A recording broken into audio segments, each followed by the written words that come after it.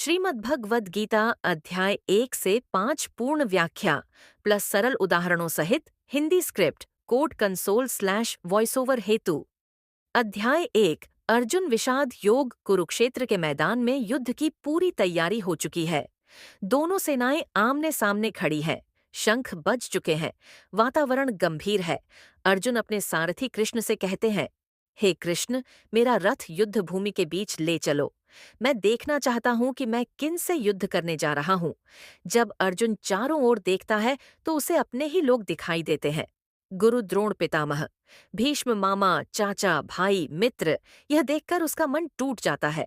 उसके हाथ कांपने लगते हैं, मुख सूख जाता है, आंखों से आंसू आने लगते हैं। अर्जुन कहता है, मैं इन अपने लोगों को मारकर राज्य, सुख और विजय नहीं चाहता। ऐसा जीवन किस काम का, जिसकी नींव अपनों के रक्त पर हो। उसे लगता है अगर पूरा कुल नष्ट हो गया तो धर्म नष्ट हो जाएगा, समाज बिगड़ जाएगा। अंत में अर्जुन कह देता है, मैं युद्ध नहीं कर सकता। व्याख्या। यह अध्याय हमें दिखाता है कि जब व्यक्ति भावनाओं में फंस जाता है तो सही और गलत का निर्णय खो देता है। उदाहरण, जैसे कोई डॉक्टर अपने ही रिश्तेदार का ऑपरेशन करने से डर जाए या कोई जज अपने ही बेटे के केस में फैसला न कर पाए। भावना कर्तव्य पर हावी हो जाती है। अर्जुन की स्थिति हर इंसान की स्थिति है जब वह जीवन के कठिन निर्णयों से डरता है। अध्याय 2 सांख्य योग। अब कृष्ण बोलते हैं। वे कहते हैं, अर्जुन, तुम ज्ञानी बनकर अज्ञानियों जैसा शोक कर रहे हो।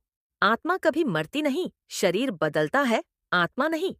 जैसे हम पुराने कपड़े उतारकर नए कपड़े पहनते हैं, वैसे ही आत्मा पुराने शरीर को छोड़ नया शरीर धारण करती है। इसलिए मृत्यु पर शोक करना अज्ञान है।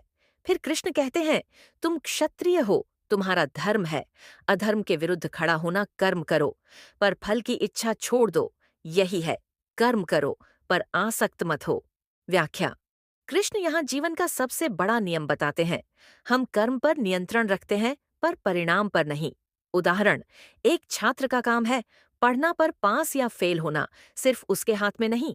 एक किसान बीज बोता है पर बारिश उसके नियंत्रण में नहीं, इसलिए कर्तव्य करो पर चिंता मत पालो।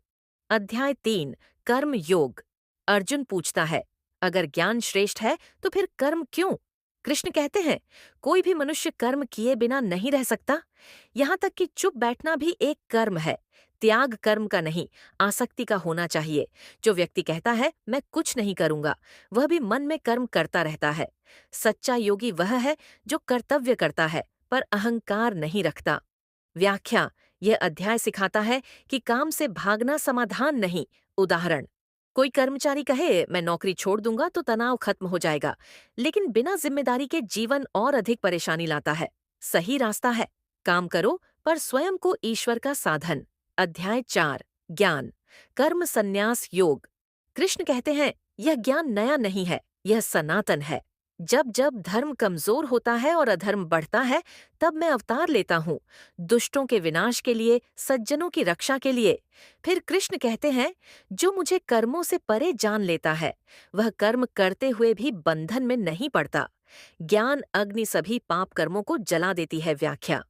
यह अध्याय बताता है कि समस्या कर्म नहीं, अज्ञान है। उदाहरण, एक मशीन को अनपढ़ व्यक्ति चलाए तो नुकसान होगा, पर वही मशीन प्रशिक्षित व्यक्ति चलाए तो लाभ होगा। ज्ञान कर्म को पवित्र बनाता है। अध्याय 5 कर्म संन्यास योग। अर्जुन पूछता है, कर्म छोड़ना अच्छा है या कर्म करते रहना? कृष्ण कहते हैं, दोनों मार्ग मोक्ष देते हैं, पर कर्म योग श्रेष्ठ है। जो न किसी से द्वेष करता है, न किसी से कुछ चाहता है, वही सच्चा सन्यासी है। योगी भीतर शांत रहता है और बाहर कर्म करता है। व्याख्या। सन्यास का अर्थ जंगल जाना नहीं, अहंकार छोड़ना है।